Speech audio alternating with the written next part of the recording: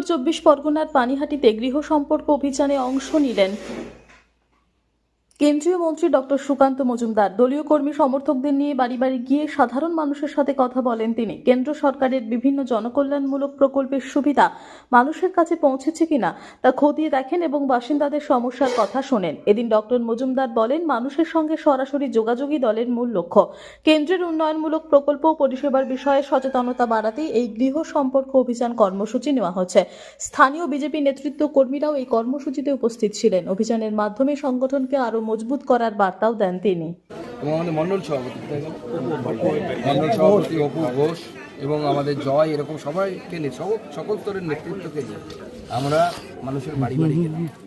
মানুষের কাছে যেভাবে আমরা ওয়েলকাম পেয়েছি আমি অত্যন্ত অভিভূত এবং আমি মনে করছি আমার যে রাজনৈতিক অভিজ্ঞতা সেই অভিজ্ঞতাতে মনে করছি যে এই বিধানসভা অনেক কষ্ট সয়েছে, অনেক কিছু দেখেছে, ঘরের মেয়ের সাথে অনেক কিছু হতে দেখেছে।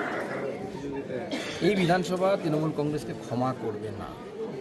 তৃণমূল কংগ্রেসকে উপযুক্ত জবাব এই বিধানসভা দেবে এবং এই বিধানসভার বিধায়কের রোল কিছু সময় দেখেছি।